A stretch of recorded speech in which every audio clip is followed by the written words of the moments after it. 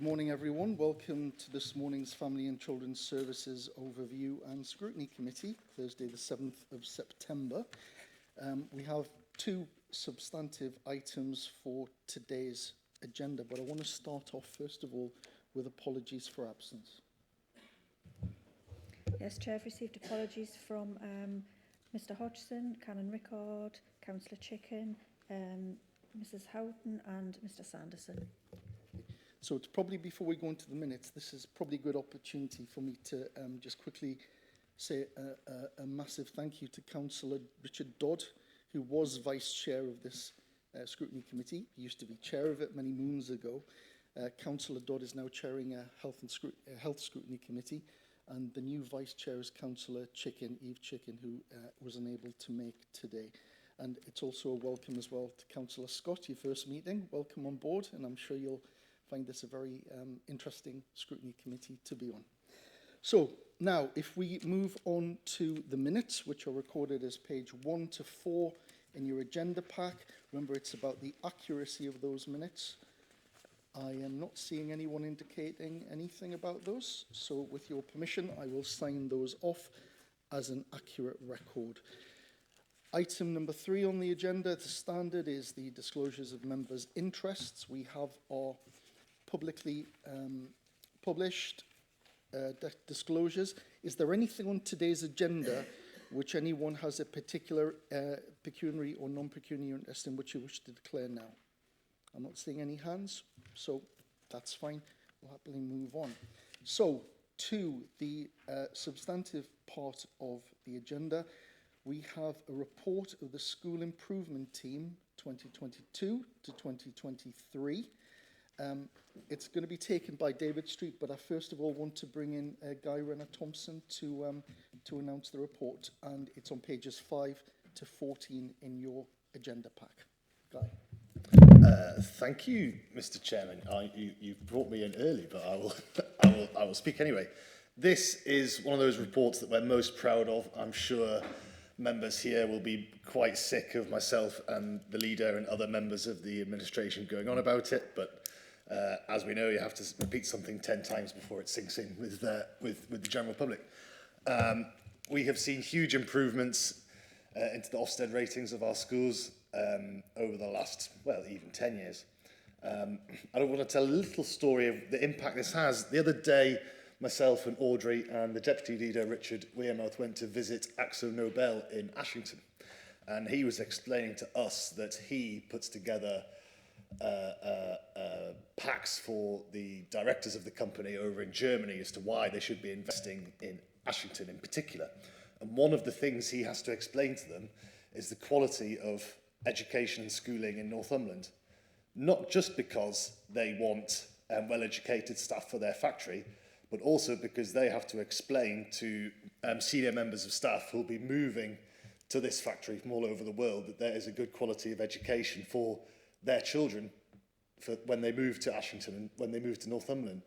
So it has a huge impact, not just for the children in our schools, but for attracting industry, business, culture and arts into the county. Because if people can see that by moving here, their children will have a good education, it makes them more likely to want to come, which has a wider impact on the whole county. So it's something we are most proud of.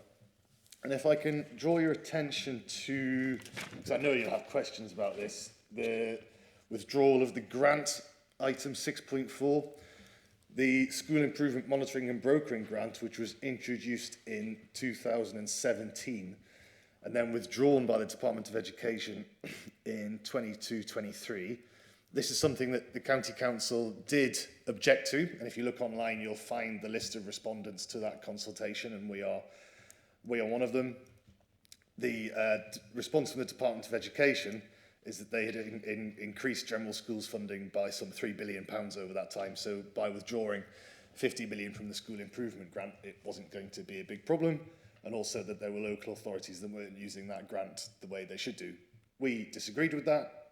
We told the government that. We told the Department of Education that the grant was still withdrawn. However, thanks to this administration, with the support of the Family and Children's Services Scrutiny Committee, we continue to fund that school improvement programme through our own general council funds, and I hope that you will make a recommendation today that we continue to do that. Thank you very much, Guy. Now we come on to the substantive report, so I'm going to introduce David Street to take us through that report. Good morning, everybody.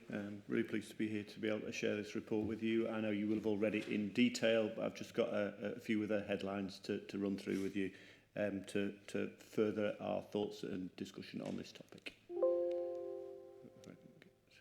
The purpose for the report is literally to look for your assurances and to give you the opportunity to give some overview about the work of the school improvement team and the impact that it's had in schools across Northumberland for this academic year.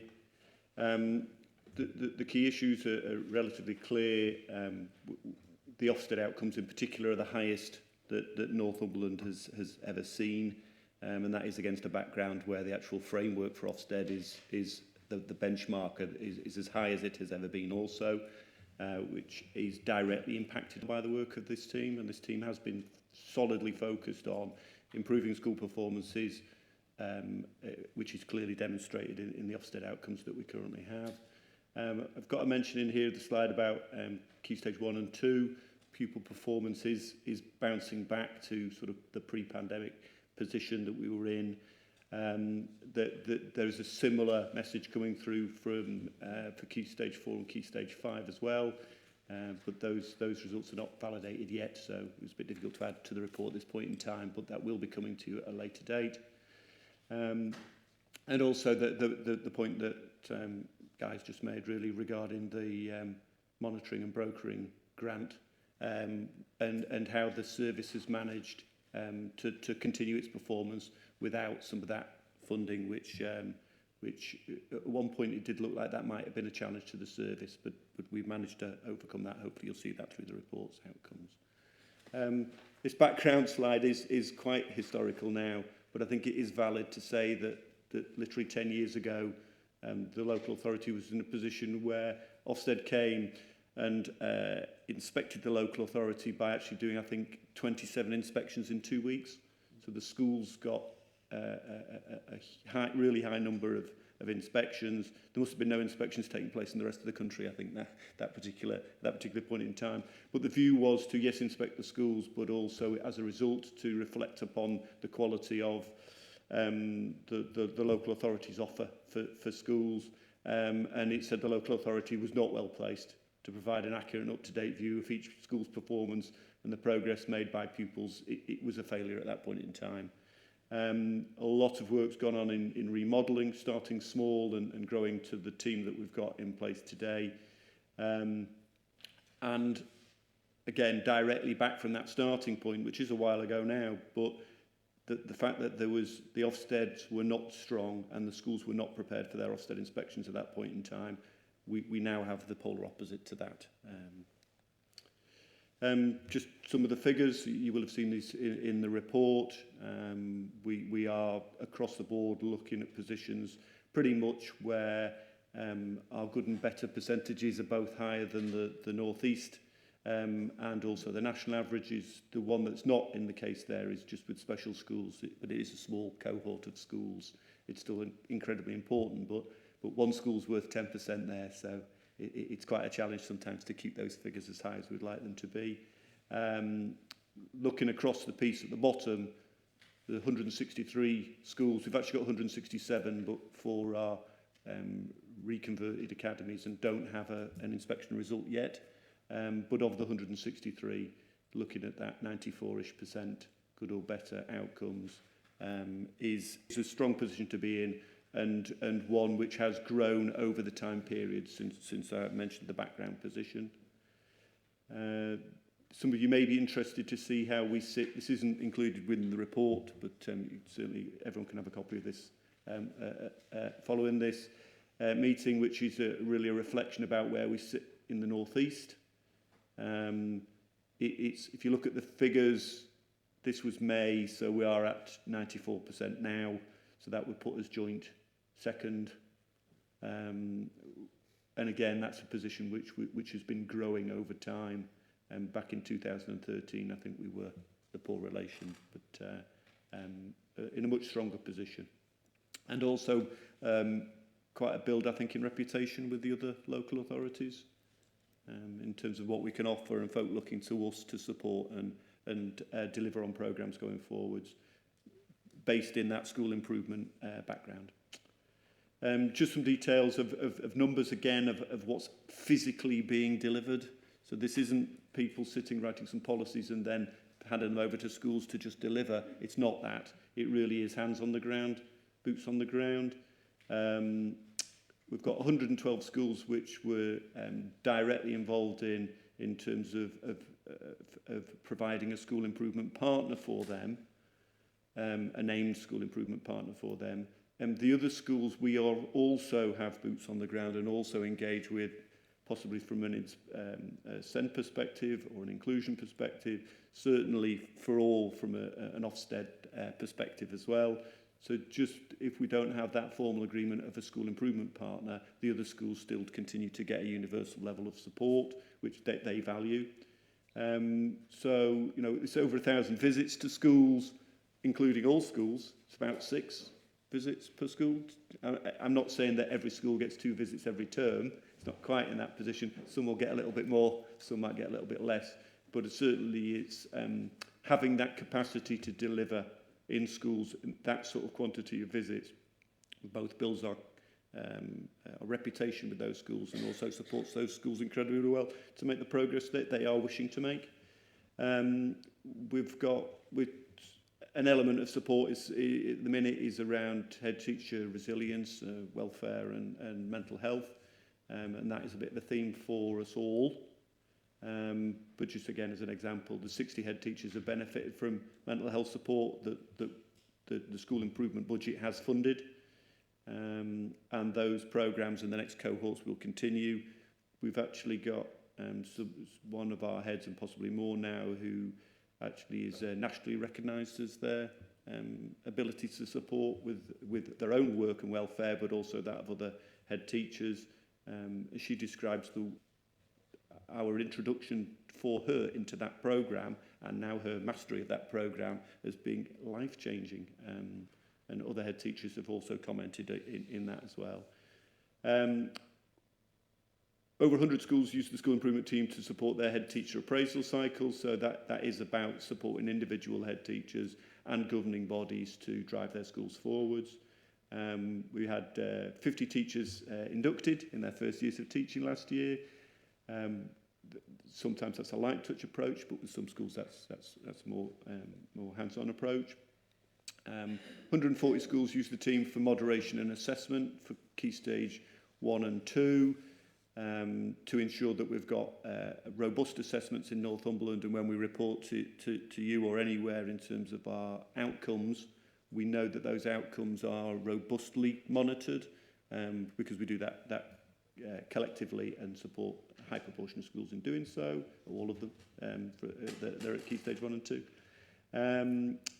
38 schools had on-site support during Ofsted inspections because there were 38 schools that were inspected last year, and that's a universal offer. We've got over 51,000 views of the Northumberland Education website. The website is going from strength to strength. It's a one-stop shop for education in Northumberland, and the schools really value that. But actually any professionals or settings, so this is true to early years as well, access that website in order for support and for access to further support. We've got 41 new head teachers have been offered support via the new head teacher support programme, and one of the continuing strengths of Northumberland, and I am continuously so pleased when I meet our new head teachers about the quality that are being attracted into Northumberland. It's not always the easiest thing to do to attract a high quality field for head teachers, but I think the sorts of figures I'm talking about today and the sort of support that the local authority offer does mean that there is Northumberland is seen as a welcoming place. We've had head teacher colleagues that might have left to go to work in other local authorities and then come back to us actually because of the support in the programme and challenge as well, to be fair, around our school improvement team as a whole. And we've had trained over 1,000 school staff in a variety. There's a full training offer, which is we work alongside the schools to identify their needs and deliver training associated with those needs. And that programme is continually developed every year, and through the website I just mentioned, staff can just book on. Compared to some other training providers, it's exceptionally cost effective, and again able to be supported by the high quality we've got within the team. Conclusion, just mentioned one of it, the school improvement team are a highly skilled group of individuals. They've got this combination of their own track record of support and success in schools, their own track record of delivery in school. We've got a growing number of them that are Ofsted inspectors, and so their opinion is hugely valued by the schools, and some of the schools sort of do scrap over them occasionally in terms of who they want to work with them, which is a great position to be in. The training remains focused, as I mentioned earlier. You've seen the increase in the Ofsted outcomes, and that's no mean feat.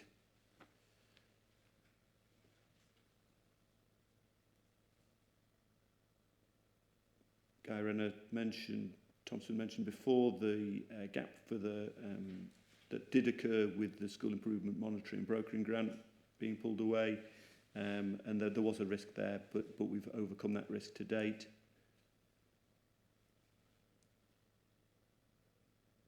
And we hope with your scrutiny today, you'll be able to give us further direction in what next steps you'd like us to take, hopefully in maintaining, but also there may be some areas that you'd like us to develop further, and we'd like to be able to offer that to as many schools as humanly possible. We are working across north of Tyne at the moment, and we'll also be looking at opportunities to work across the LA7 once that becomes a body that we can work directly with. Happy to take any and all questions.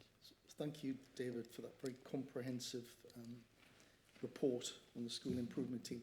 Questions? So I've got Councillor Phyllis Aiken, I've got Councillor Trevor Thorne, and then I've got Councillor Ball, and then Swinburne. Left to right now. Oh, thank you, David. I love the work of the school improvement team. I loved it last year when Councillor Daly asked us all to lobby Cabinet for more money. I think the focus on the head teachers, the leadership teams that actually give that knowledge and share that knowledge, and their mental health and their training is excellent. It's exactly where it needs to be, especially in the wake of, sort of Ofsted, and I think they've come back to assess too soon, in my opinion, and I don't set much store by one-word reports, but I think that's a great focus. I'd like to see more focus post-pandemic on enrichment for students and pupil behaviours, because I know a lot of schools are having problems with that, especially in the transitionary years. That would certainly be my focus. I definitely support this being taken to Cabinet for funding again, as it was last year. We are still the poor relations, certainly in relation to the South, and certainly Key Stage 3 and 4 shows that. The GCSE results, 1 in 5 up here getting top results, 1 in 3 down south. That's a huge discrepancy. So yes, if we could take this back to Cabinet and begging bowls again, Councillor Daly, that would be great. Thank you. So David, if I can just pick up on one particular aspect that Councillor Phyllis-Aiken mentioned about enrichment and pupil behaviour. Is that part of the remit of a school improvement?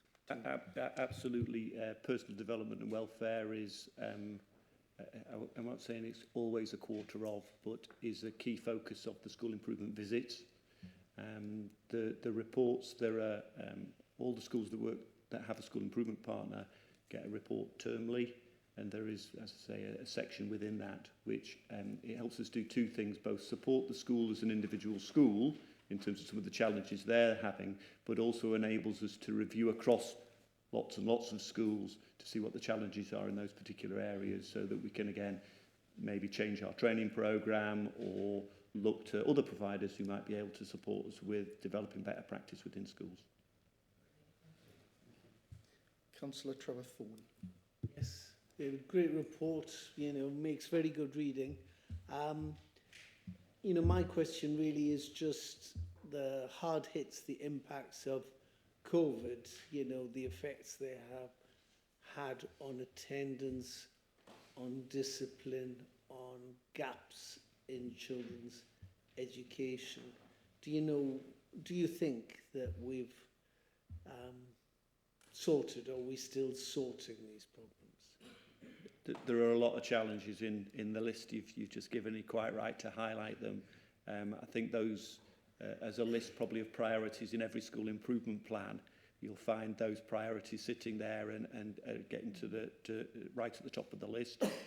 I think it's probably fair to say that this year, with starting with a positive mindset, trying to have a reflection, and this is reflected in some of the key stage outcomes from last year, which will continue to take some time to recover, but actually we are back pretty much in line with our 2019 outcomes.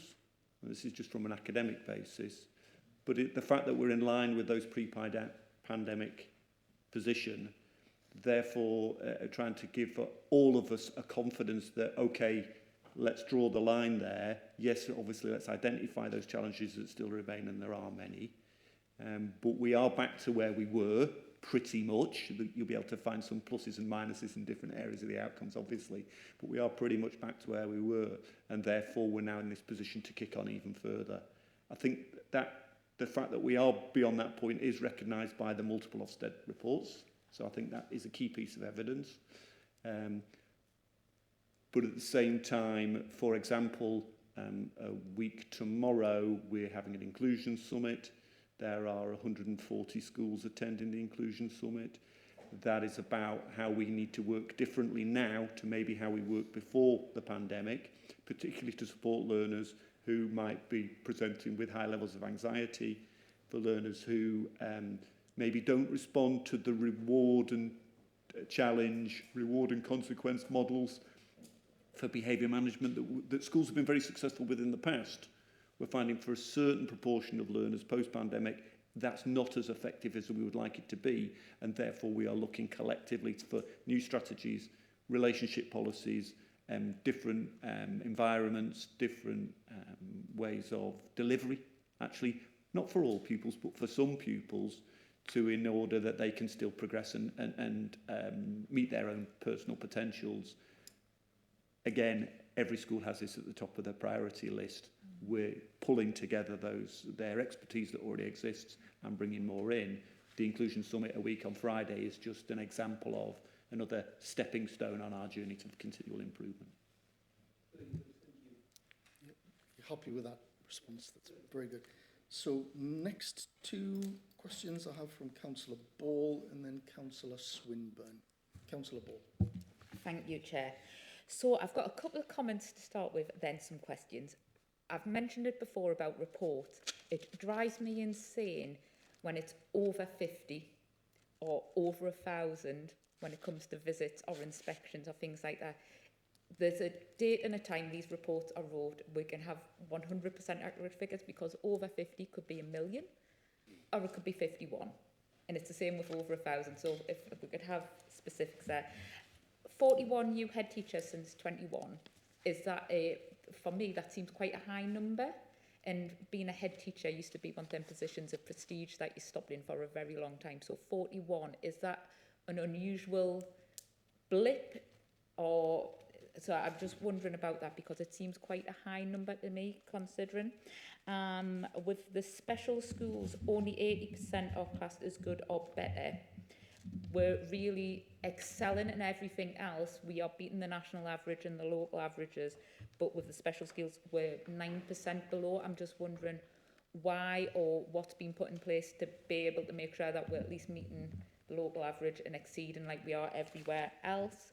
And the other things that are like driving me crackers. It's happening in quite a number of reports. This is something that you might need to take back to Cabinet. Squeezing in, tackling inequalities everywhere doesn't mean that we're tackling inequalities, and it needs to not just be a headline. It is our statutory responsibility to provide good quality education for the young people of Northumberland, and tackling inequalities isn't just about putting it in the paper and saying that we're doing. It's actually we need to make sure that we're poverty-proof in schools, that everybody has the same equal opportunities to trips, education, books, the whole 9 yards. So can we just stop pushing it into things to grab that we're tackling inequalities when we really need to drill down and make sure that we are tackling them inequalities and it's not just a headline. Thank you. David, are you happy to take those substantive questions? Yeah, no problems. I can. The 41 head teachers is over 2 cohorts.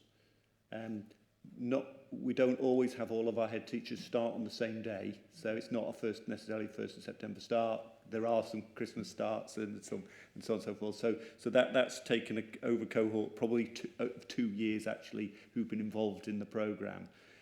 Some of those head teachers are folk that have moved within the county, so they're not all brand new to us. It's not the wholesale change. Sometimes it's an appropriate adjustment around, and some of those that will have accessed that might be in a position where a school's reorganised the way that its structure works, so that, for example, they might have an executive head teacher who remains, but there might be that there's a head of school that holds a lot of head teacher responsibilities, and therefore we would bring them in. And there's another group in there as well. Mr. Cookson here will probably be able to give us a breakdown after the meeting of exactly who's which. But there's another group of folk that might be acting up, or, you know, so there's a head teacher illness, but because they are sitting in the seat of head teacher, then we bring them into the head teacher induction programme because they hold the responsibilities and are acting as that. So it might be that they're actually only been going to be head teacher for a term, legitimately so, for appropriate reasons, but also at the same time we need to engage them in that group to do so. So it's not for IE 41, oh blimey, about 160, sorry I used about, exactly 167 schools, exactly 41 head teachers involved in the programme. Do the maths and go, the percentages, I can't give you the exact answer off the top of my head, but 25+%. It's not that we've had that turnaround of 25%. Annually, this is always the case. We usually have about a 10% change, or 10% of our schools experience some sort of change. So it might be a temporary head teacher for a term, which actually, you know, but it's usually about 10%, and I haven't, since I've been working for the council, I haven't seen that. At first, when I calculated it, I thought that was a lot, but actually it means 10% of new voices coming in, 10% of opportunities, actually, and that's okay. But if it was getting to be dramatic, I think we would bring it back to you and would work on it, certainly. What else do we have? Oh, the special schools. So there's 10 in the figures. One special school going one line or one side of a line or another is 10% of the total. So we probably have ridden quite nicely for the last 6 or 7 years with 90s every year and probably outstripped some of the national. This year we're not in that position. It is about the journey. The change in figures is about the journey of one school. It's really significant, actually. But in terms of the data percentages and compared to national, because it's a smaller cohort, we need to look at some of the individual cases. For the story about one school, actually it does link quite neatly with school improvement, because the school improvement have formed a school improvement board that works with that school. It's got governing body, some governing body members from the school. It's also got obviously the head teacher and another member of the senior leadership team on board. I think Mr. Cookson actually chairs that board to bring that school back to the high quality, the regular high quality that they are capable of delivering on, and we're ensuring that that's going to happen. So I didn't know, did you want to come in, Audrey, on this? I was just going to say something about the inequalities, because I think that's really important. I've got to come in. Can I come in from Absolutely. school perspective, and then you come back?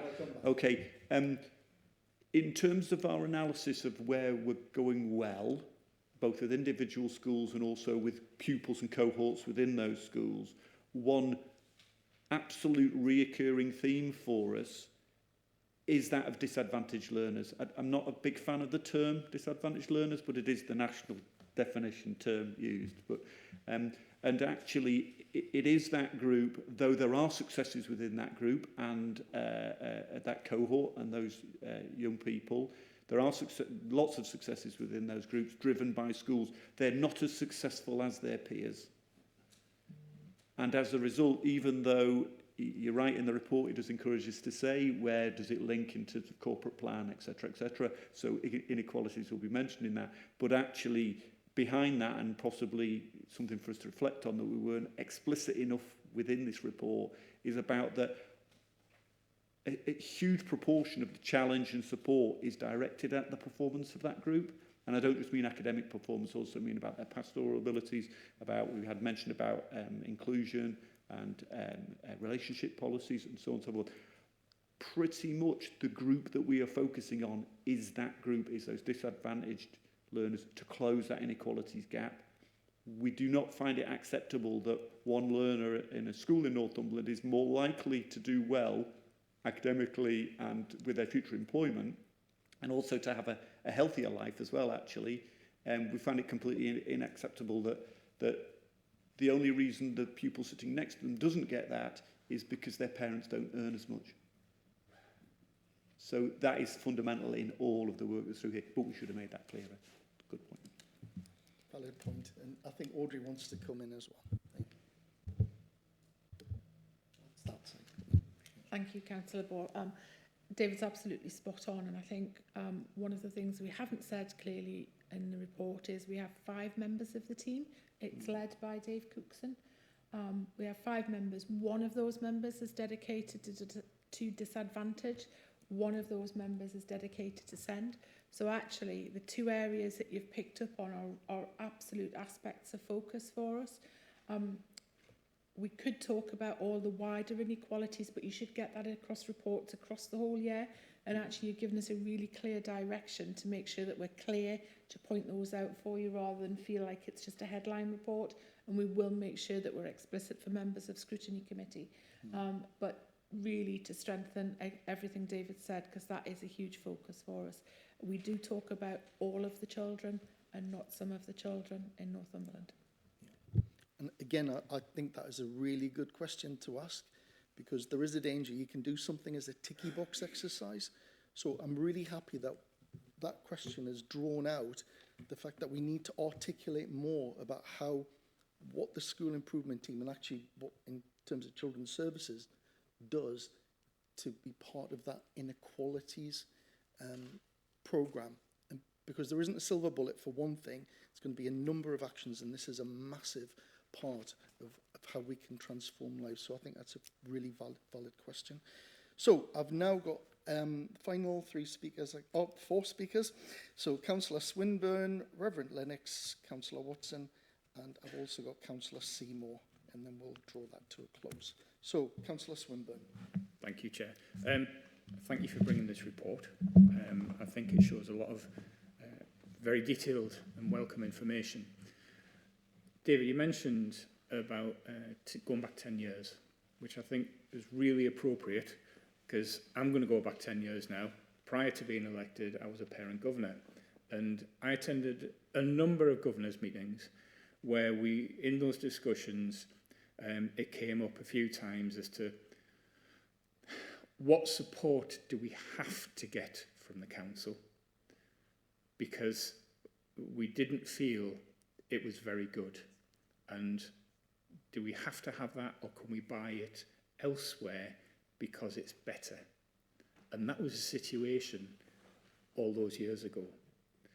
It's completely different now. And the figures, as it were, and I'm going to come on to the figures, show such a transition and a turnaround over these last 10 years. And it comes up on there that, and as you've mentioned, we've come up a bit, we're now sort of joint second. And it's great, we can say we're joint second, we'll give ourselves a pat on the back, and that's great.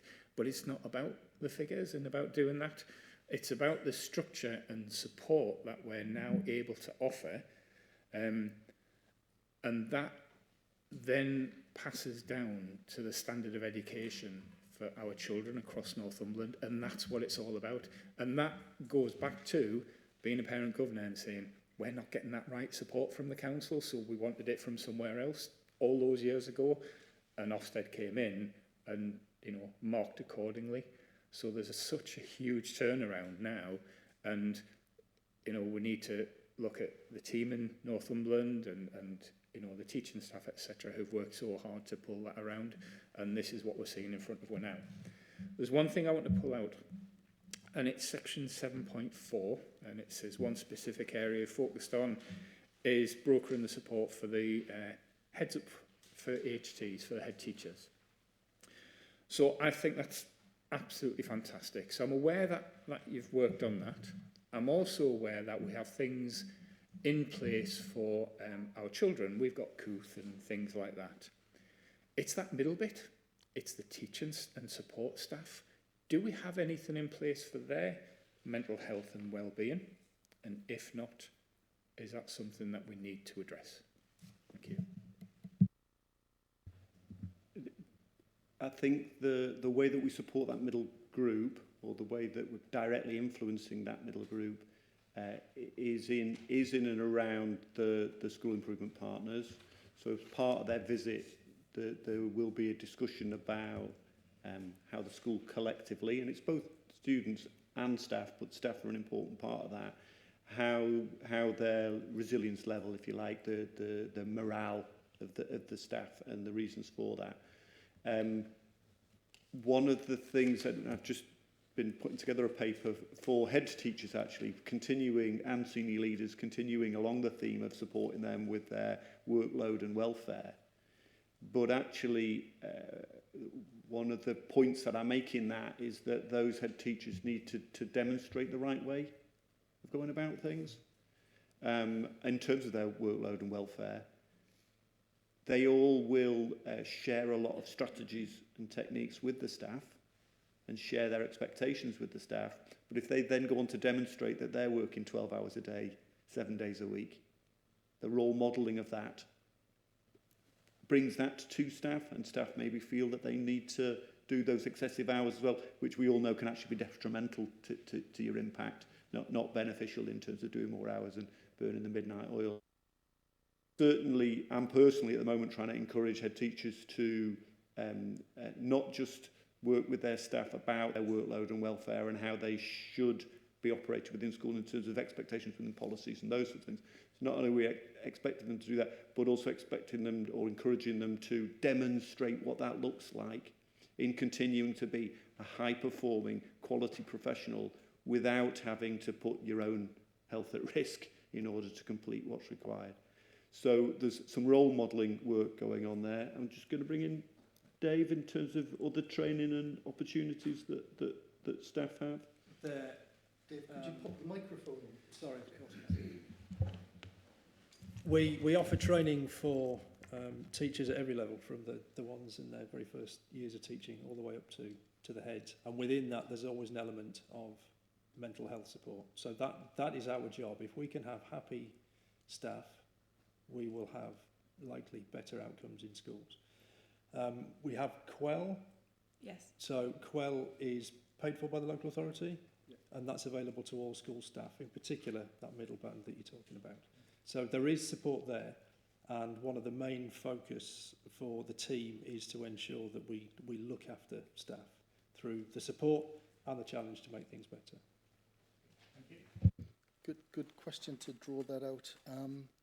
Now have Reverend Lennox. Thank you, Chair. There are many encouraging aspects in this report and some good indicators which are backed up by statistics. One in particular I notice is paragraph 7.9, where it says team members are beginning to work in Cumbria and North Tyneside. I wonder if we could elaborate on that a little. Yes, the work in North Tyneside, Mr Cookson again may add some detail to this, but one thing that we're particularly doing at the moment is we're leading on a North of Tyne work in the earlier sector. So we're actually looking at the way that we assess across the whole of early years, which does lead into reception in the school, and sharing that models of practice with North Tyneside and Newcastle, who are adopting those policies and practices. Cumbrian work, again, Mr Cookson might add some more detail to this, is we've actually been asked to go across and deliver school improvement to some schools in Cumbria. Some of that's been in terms of focused work. There's been also an element of early years input into that as well, in terms of, again, sharing our expertise that's within that area and within the school improvement team. You want to add? Yeah. We are working with a school in North Tyneside. The head left Northumberland a couple of years ago to take up a post in North Tyneside, and has seen what's on offer and has come back to Northumberland to ask if the team can support their school in North Tyneside, which we're happy to do if we have the capacity to do it, because obviously our main focus is on the young people in Northumberland. And will we be able to continue this in the light of the financial situation, the withdrawal of grants, etc.? Any work that we do outside of county will bring in enough revenue to support that work and more. So actually, in terms of the financial situation, we don't want to overgrow or ruin anything that we've got going at the moment. But by taking a measured approach to growth into other local authorities, we'll ensure that the income from that more than pays for the resource that's used, and therefore actually could be a benefit and deliver more resource for Northumberland. Councillor Watson. Thank you, Chair. I just want to touch on the impact of academisation, because when I'm sitting here as a Blythe parent and a Blythe councillor, I'm conscious that the WISE Academies and the Emmanuel School Foundations fall in Blythe. So I'm just wondering, because it sounds like some really, really positive things that go on in your school improvement team, how confident are you, if they're purchasing their own school improvements, that pupils in Blythe are getting the same level of support? And teachers. Yeah, it's a good question. We need to and do work with all of our schools. Back to maybe mentioned before about SLAs and the sort of direct payment for some of those services. The question was what do we have to buy maybe in the past. Now all schools, academies, all maintained schools, Dyson schools, etc., etc., etc., they purchase from us what they want to purchase. We, I think, have a very strong offer, and therefore the numbers that are purchasing are increasing. But even for any schools which don't purchase any of our services, we still offer a universal approach to those. We still work very closely with those schools. In fact, to a degree, possibly some senior officers spend more time at those schools because we don't have that as much on the ground as would, and therefore are able to offer and continue to broker different types of support. Some of our, we do deliver school improvement to half of our academy schools, actually. So we do know them particularly well. But at the same time, we work very closely with those partners. WISE Academies, as an example, have had some exceptional Ofsted outcomes this year. And almost exactly this time last year, before those inspections took place, that school were inviting me in to try and demonstrate the quality of what they were doing. Now, I suppose if they wanted to hide something and we'd missed something, then I would be inviting myself in, and I haven't had any closed doors at this point in time. Does that provide you with assurance? Yeah, thank you. And the final question I have from Councillor Seymour. Councillor Seymour.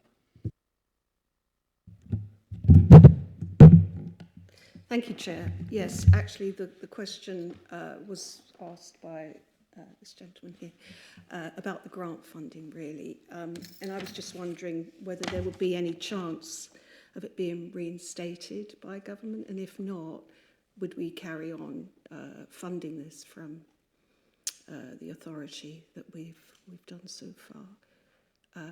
And it's a very good report, excellent report. So very positive, and so I was pleased that also the team are held in high regard, listening to schools' concerns and support. So I think you've done very well. We're 5.8% above the national average of 93.8% of schools. But, you know, as a teacher would say, there's always room for improvement. So I'm just wondering what you have for the future, if you like, for plans to improve the excellent place we're at Thanks. Yeah, I can answer part of the first question, I think, and hopefully part of the second one as well. I am not aware of any plans from the DFE to reintroduce the monitoring, brokering school improvement grant. So I'm not aware of anything in the pipeline to do that. There are some other ways in which funding is coming to schools and offers for schools. So there are some offers that are DFE-led school improvement, and we do broker those actually. You know, the DFE will speak to us directly and we'll and say, I'm about to go to school X to offer them support on this particular thing. And actually we welcome that, because if there is, you know, high quality educational professionals working with our schools, why would we not want that to occur? So we're certainly involved in doing some of that, but I'm not aware of the grant being reinstated. Whether the council will continue to support it, I'm afraid I'll have to defer to others for that. I'll get you out of that little hole. There's we have some recommendations, so I'll come to the end of recommendation. We've got Guy Renner-Thompson here, so he's going to get a recommendation. Guy, over to you. Just on Catherine's particular question, so as members will most likely be aware, we've already started our discussions on next year's budget.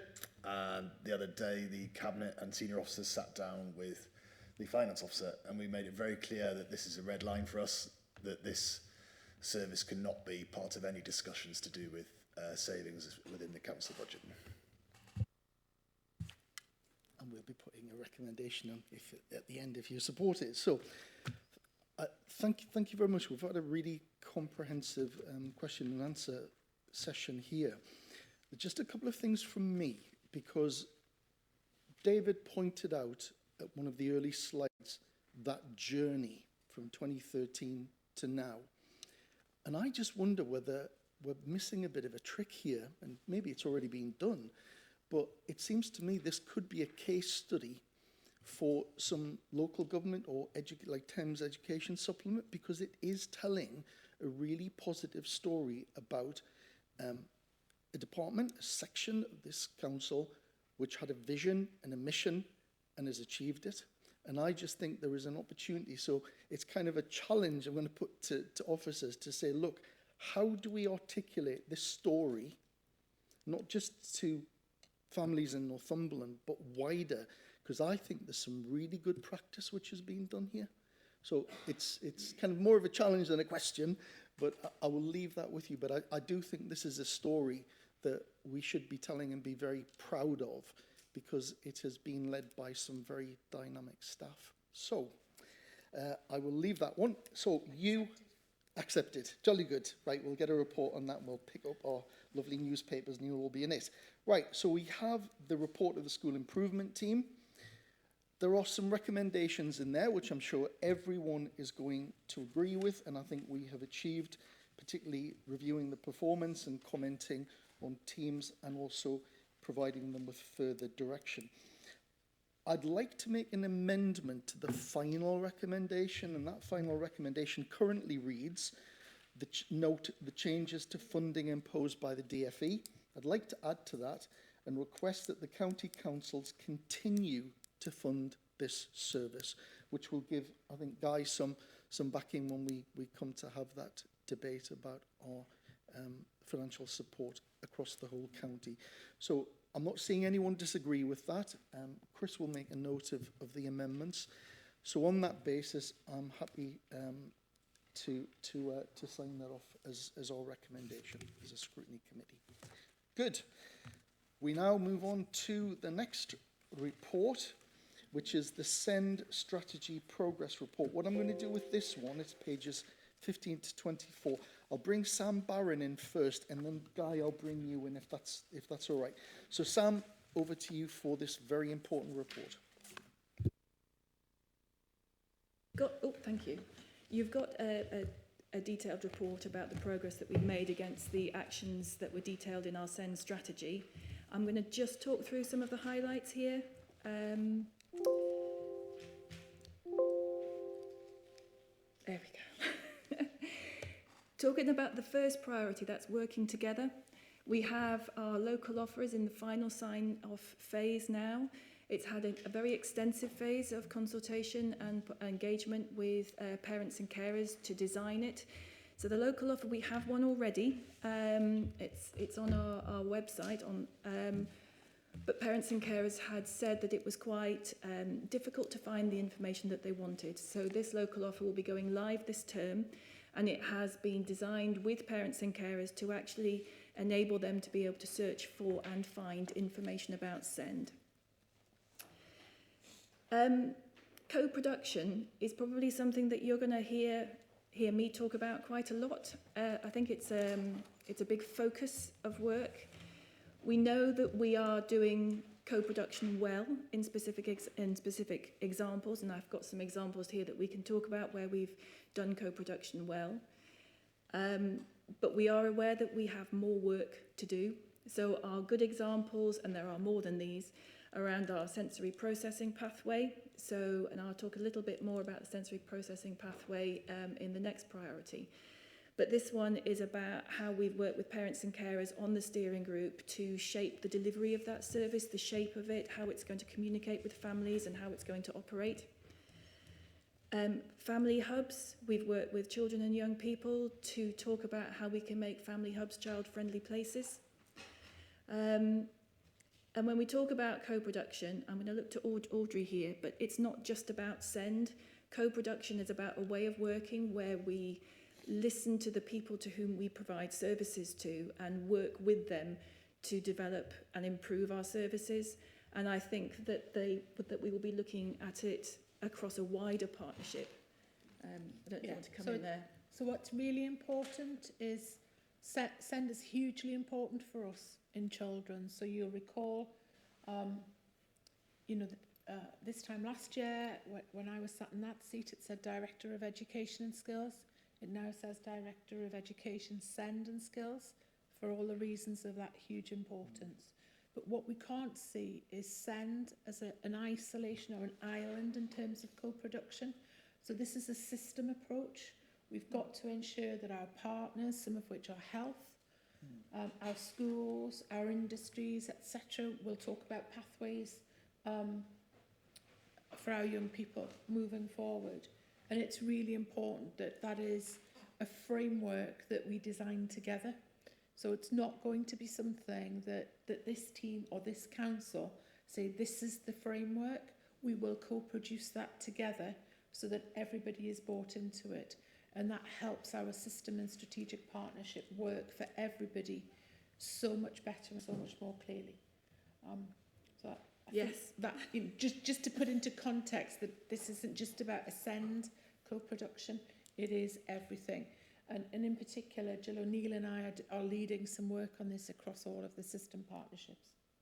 Thank you. If we move on to the second priority, which is around delivering the right support at the right time, we have put in place Team Around the Schools, and that's where we have groups of multi-agency practitioners who can work with schools to identify children and young people early who need support.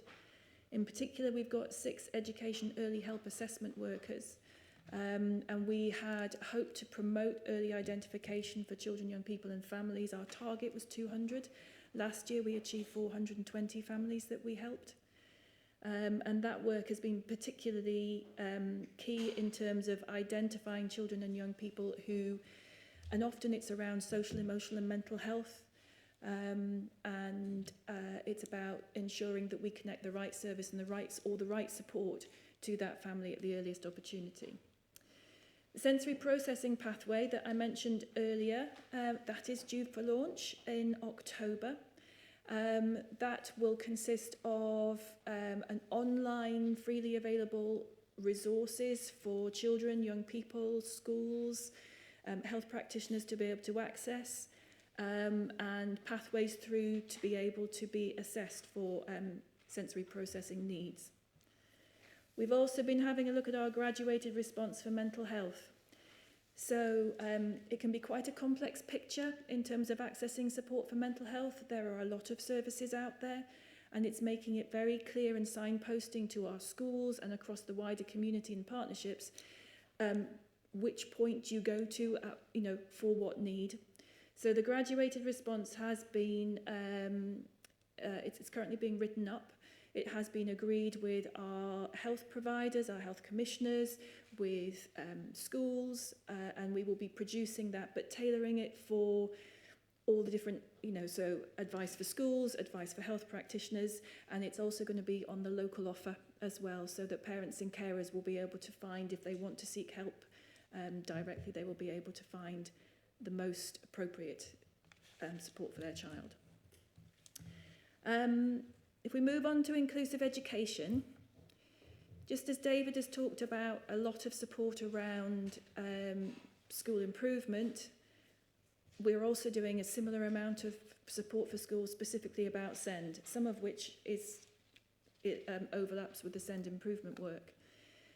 We've got 70 schools engaged in a whole education SEND programme. So that is groups of schools that work together in threes and provide peer coaching, review of SEND improvement plans, and SEND school improvement work. Evaluate My School has got 140 schools signed up. This is one of the largest sign-ups across the country in this programme. So this programme is a self-evaluation tool for schools to be able to evaluate their SEND provision against 7 key areas, and then enable them to take that forward. The key part about this is that the local authority has access to those improvement plans, and it enables us to more accurately target support and identify where our support and provision is needed and what for, much more accurately than we've been able to do in the past. We carry out SEND reviews, we have some lead SENCOs, and they are seconded from Northumberland schools part-time, and they work with their colleagues to support practice, and also to talk about the challenges that you talked about around leadership and around supporting SEND leadership within schools. Our SEND advisors go out and work with schools to talk about our graduated response. So that is ordinarily available provision, what provision can be and should be included by mainstream schools. And then our workforce development in schools offer, you'll see the number in there, 1,677 teachers and SENCOs that we trained last year on supporting a range of different SEND needs in schools. And lastly, we're also improving the quality of education healthcare plans. There is a big focus on that across the whole system, so that includes not just the actions of the local authority, but also those people and providers that provide support. So that means working with colleagues in social care and across health to make sure that the right advice comes in, so we get a very high quality plan. I'm going to move on to preparation for adulthood, which is our final priority. We've established a Northumberland SEND Employment Forum, so that brings together employers, education providers and other stakeholders, and that's to have conversations around how we can support and increase the number of young people with SEND into employment. We have increasing numbers of supported internships. We've started a pilot of Global Bridge in one of our special schools. So Global Bridge is an online platform where young people can record their strengths so that these can be shared with employers. So it's not just about academic strengths, it's also about strengths in communication. You can showcase all different aspects of your profile, if you like, and share those with employers. And then lastly, we have increased year on year for the past 3 years post-16 provision, which includes additional places in Northumberland Skills. And I'm happy to take any questions. Thank you, Sam. Before I open it to questions, I'll bring in Guy Renner-Thompson, then I'll open it up to questions to Sam and the team. Guy. Yes, thank you, Chairman, and thank you, Sam, for that overview. This is, again, another report that we can be quite proud of, but it's also an honest report which does say where we still have room for improvement within the service, but that we shouldn't be surprised at that, because this is our first ever county-wide SEND strategy, and this report is the progress on it. We have the 4 strategic priorities, they all lead into each other. We've talked before about how sometimes the council is guilty of silos, where you can talk to one part of a department, it doesn't talk to the other one, it doesn't talk to the other one. We've broken down those barriers within education and children's services, and in particular with SEND, as the report says, we're working closely within the family hubs, which in turn involves other organisations like the NHS, so we can really target support where it's most needed. Where I've had the most involvement has been in priority 4, which is preparation for adulthood. Arguably, well, they're all important, but this is the final step. What is the point of school and education if it's not preparing you for adulthood? I've visited our SEN post-16 learners at the Fuse in Prudhoe and at the Lindisfarne Centre in Alnwick. Both new services and both very, very worthwhile if members have a chance to get involved and go and visit the learners there at those places and others. I would highly recommend it. And to see the enthusiasm of not just the teaching staff there, but also the young people, it's quite heartwarming. A lot of them had this thought in their head that, you know, what am I going to do after school? Is anyone going to give me a job? Being quite worried. And then you talk to them face to face, and these services have really changed their attitude towards their future life. And we met a very particular teacher in Alnwick who was doing art with the students. And you might think, you know, well, how's that going to help them in the future? But it wasn't about making art, it was about improving their confidence. And then by being more confident, they were then learning how to fill in CVs and do job interviews and all of those things. So all of these things come together to prepare our young people for future life. And like with every other priority we have at the council, we want these young people to be able to stay in Northumberland, not have to leave to go to Newcastle or further afield. So the fact that 71% of them are now staying in the county for their post-16 education is one statistic I've pulled out that we can be incredibly proud of. We also have our capital build programme, which I tell you about all the time. It doesn't feature in this report, but this is the overarching strategy, which then feeds into our programme. We've got 6 specialist support bases in primary schools coming soon, which are across the county, west, north and south east. We've got the new DFE special school in Blythe. We've got a new special school being built in Amble. But never forget that realistically, we will never ever be able to build enough special school places for the amount of special school children we have, but neither would we want to, because really the best place for a child is within mainstream education, and that is where we want them to stay if that is the right place for them. And we do that by supporting our mainstream schools as well as increasing our specialist school capacity. So I'm happy to take questions. Okay, so I've got an indication of one speaker so far, and that's Councillor Swinburne. Thank you, Chair. I'm pleased to see this as a strategy, and it's a strategy of working together and not in silos, as Guy Renner-Thompson said. And to see that working is fantastic, and I hope you can maybe share that across other areas of the council, which may need to take that on board. I think the support for schools is great, and especially the evaluate my school, because for you to see them, for them to mark themselves, and for you to see that and see what support they need, there's no value in them, I'm going to put it bluntly, fudging that, so that they look better than they should do, because then they won't get the support. Yes, they could mark themselves down so they get more support, but really, you know, doing a true reflection so that you can see it and address that support, that's really, really good.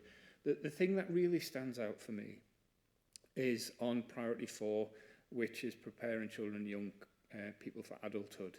And that was the section where it said in July 2023, the first Northumberland SEND Employment Forum took place. And it was a section that said one of the most reassuring aspects of this forum was the network and conversation that extended long beyond the event afterwards. And it made me think that you had loads of employees there, and it was held in this room. Do you need it to be bigger? Do you need to bring more people? Do you need a bigger event, a bigger room, get more employers in? Because if it works so well, You know, it's okay people standing up and saying, we'll do this, we'll do that, etc. The value is that networking. So if we can get a bigger room and more employers in, that's the value, that networking afterwards. And I just think we need to go bigger on that because that's so important to make that work. Thank you. I'll ask Audrey to pick up on that one. Thank you, Councillor Swinburne. Good challenge. Brilliant event and brilliant opportunity, and that conversation that continued long after was hugely valuable. What we're trying to do is stitch into other opportunities in the way that you've heard school improvement and SEND and some synergy working together here, and you'll see and hear much more of that over the coming years in terms of children more broadly. But actually what we link in with, for example, is the Major Employer Forum. So we've got some existing infrastructures within the council, and it's about bringing this theme into those forums to be able to extend. What we also have to do is be able to support our parents and carers and give them the confidence that these opportunities, their young people, their children will be safe and will be in a sheltered environment. And so to be able to work together over time, we'd like to do that in a, not necessarily a small way, but a contained manner in the first instance. Do that really well, build confidence from everybody's aspect, from the children, young people, parents, carers, and the employers and ours, because Sam will hold us to account on this. So Sam will want the very best, and that's absolutely right. So we want to do it really well. Neil, who's with us today, is leading the work on this and leading the preparation for adulthood agenda at the moment under the team. And so there are a number of different wider aspects that in the next iteration and update you will see much broader. There are, a number of parents, carers and our residents who regularly challenge us. And over the last 3 to 4 years, what I'm hoping the committee have seen is a change, is a direction. Now, we were never going to do everything immediately because it doesn't work when you just, it's almost a sticking plaster, but actually to make those significant changes over time and embed and consolidate is the most important.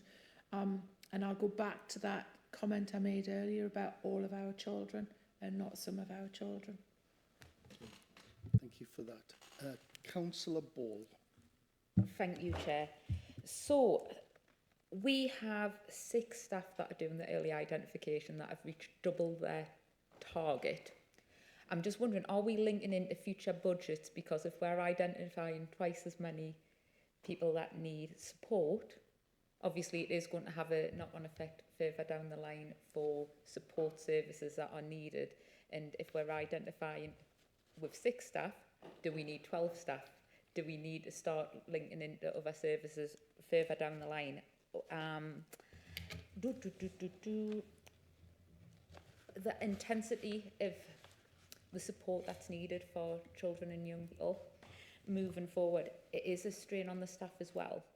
For somebody that's been through my teacher's training, the strategy within teacher's training, you're lucky if it's a day within all your training is, and we're expecting teachers within mainstream education to be able to teach everyone. Limited budgets, limited staff availability. I'm just wondering, can we put any kind of pressure on within education of our teachers going forward to ensure that they are prepared and ready for the classroom that they will be facing, because it has changed over the past 10, 15 years. And also, I just want some reassurance about when we're talking about external providers, that it's not just a case of places and tick boxes, that it is progression in education, because I've had personal experience where people have come to me and they really want their children and young people to grow and progress and move forward, not just be offered what's available. And we all grow and get better through challenge as well. So not just a case of, well, there's a place there, you either take it or don't have a place. I think when, just to ensure that we do have that progression with our education for all. Thank you. Thank you, Councillor Ball. Really good questions and really good points. So let me say, first of all, and I think I have on more than one occasion publicly committed to ensuring that our young people with EHCP, SEND support, or those with any additional need in any way, shape or form, are given an equal chance, or, you know, and it may be a more promoted chance to be able to equalise everybody in terms of inequalities, to be able to get into something that is meaningful. I'm not interested in tick box. And actually, if I go back to the previous comment, particularly around the SEND Employer Forum, that's why it's important to do it and do it really well. Make sure that we're matching young people into employer opportunities or offers.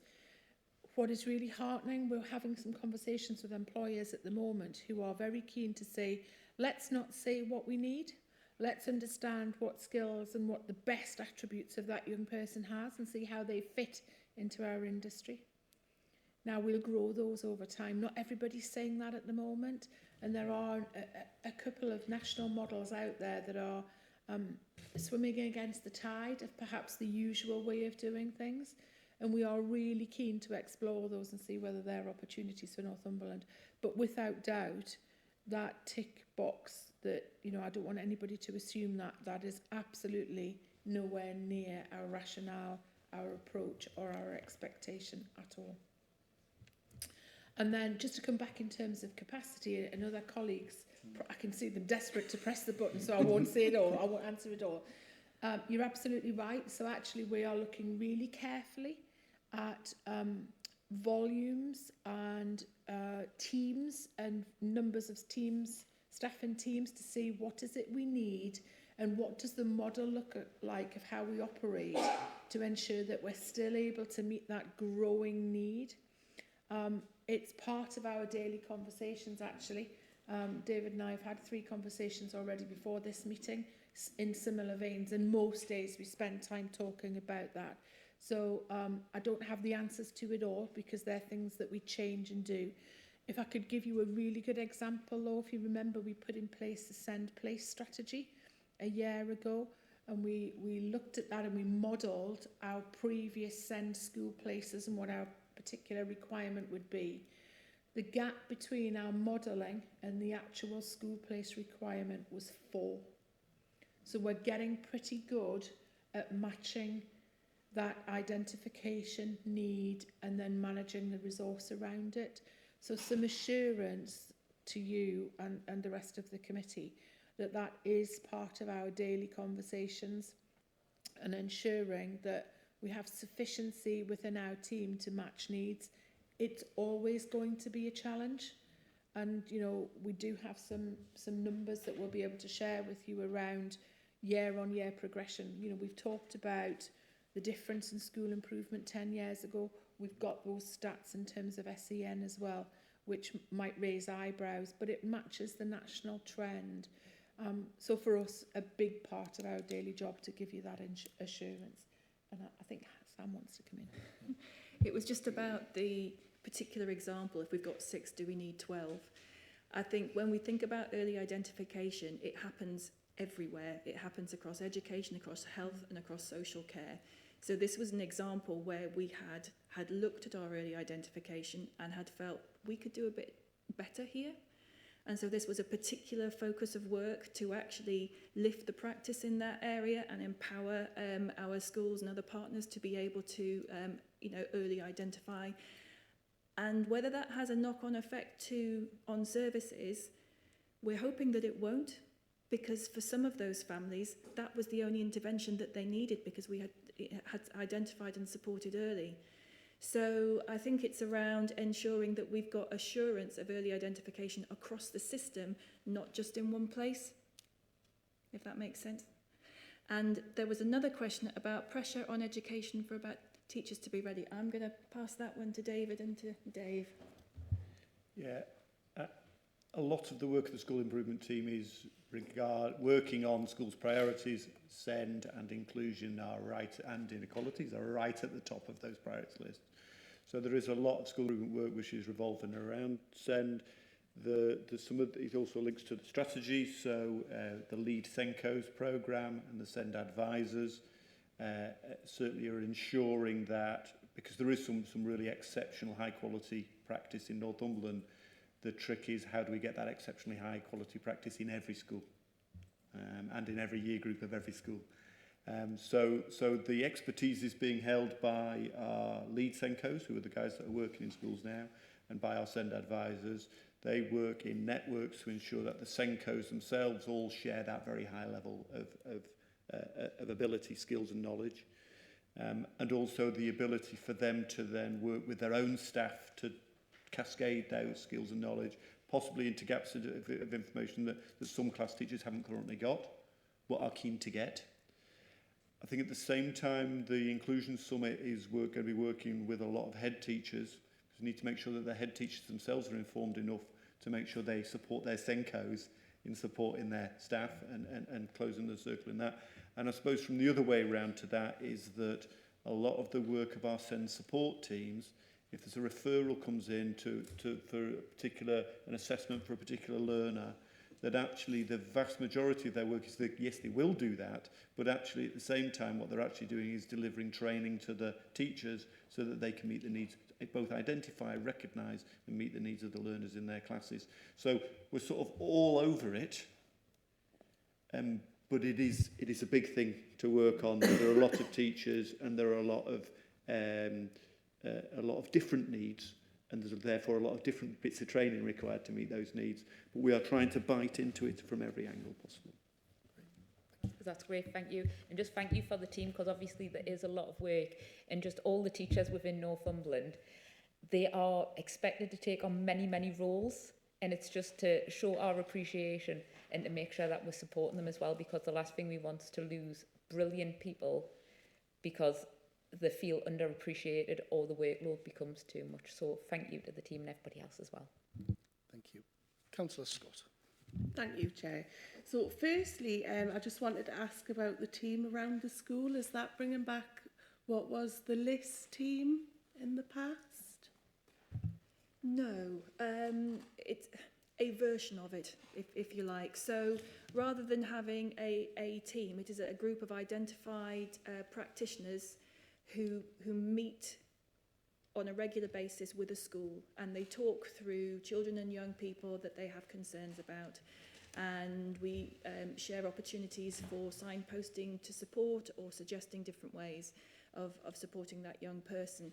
So it's not LIST was a way where all of the support services were in certain hubs around. It's not about that. It's around actually taking practitioners to an individual school rather than schools having to go to a hub, if you like. So support to the school rather than schools having to go for support. Okay, and secondly, preparation for adulthood. How did the council communicate with parents and pupils about these events that were held? Because as a parent with a child with a special need who is going through that transition now, this is the first I've heard of this. We have a number of ways of communicating. It is fair to say that our communication strategy is something that we are continually refreshing. We have a SEND e-newsletter that goes out regularly. We have our local offer, and we will have our new improved local offer soon, which will be able to share all those sorts of things. The SEND Employment Forum was around engagement with employers and starting that work with employers to talk about what support would be needed to increase the number of children and young people in with SEND who go on to gain employment. There are other things within schools, so there's the careers advice that you would get through your school, which would then be able to talk about and signpost to different opportunities and pathways. So what we are looking to do on the local offer when it is launched, I mean, you can look at our existing one, but it doesn't have as much information.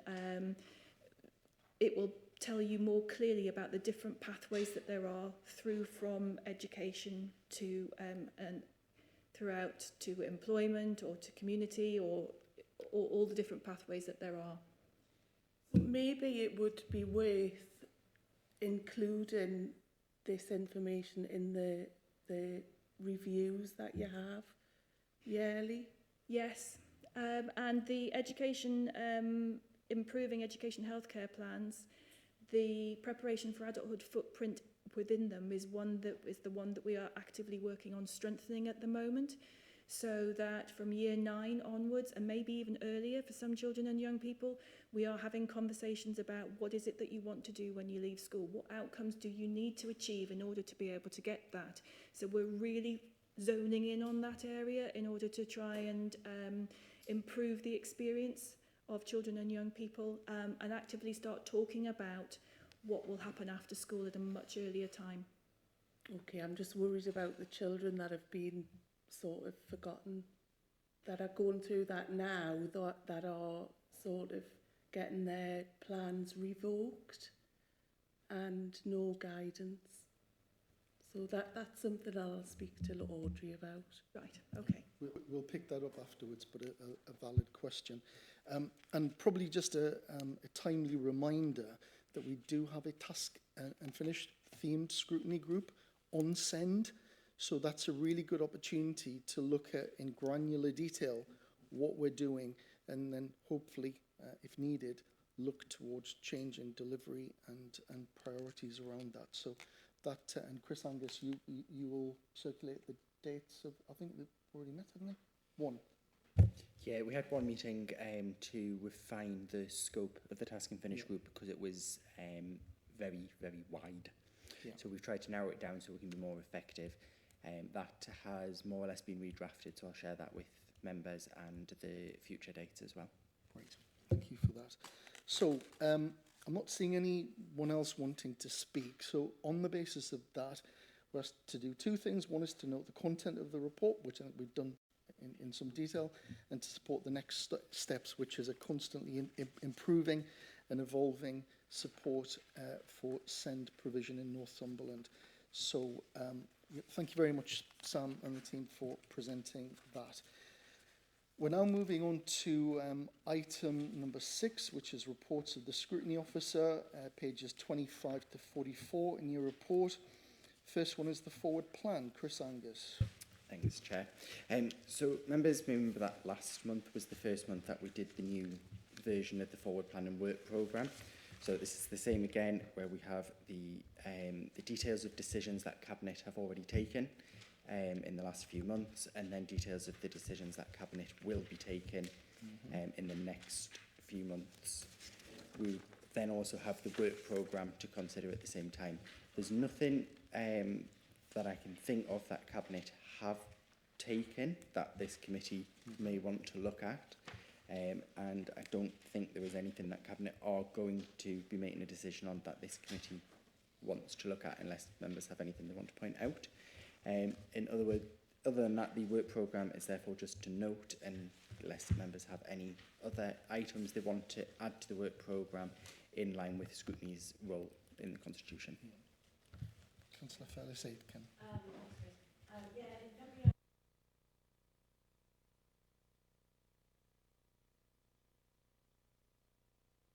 That, or is that going to go on the programme soon? I can add that to the programme. Yeah, I'll speak to Audrey about it and we'll see what we can put on. Councillor Watson. We know now the family hubs have got the youth provision within the family hubs. Is there something coming back to Scrutiny to see the effects of that, and obviously the evidence that that is working? Thank you. I'm going to throw that back to you, which is very timely that you've asked that question. So in the new format around Scrutiny, which is about lots of pre-scrutiny, so helping to frame and shape policy, I think it's really important that we take ownership of this work programme that we have as a committee. And I'm happy to work with you to ask really difficult questions or the really nice ones. It doesn't matter. We own this and we can populate this.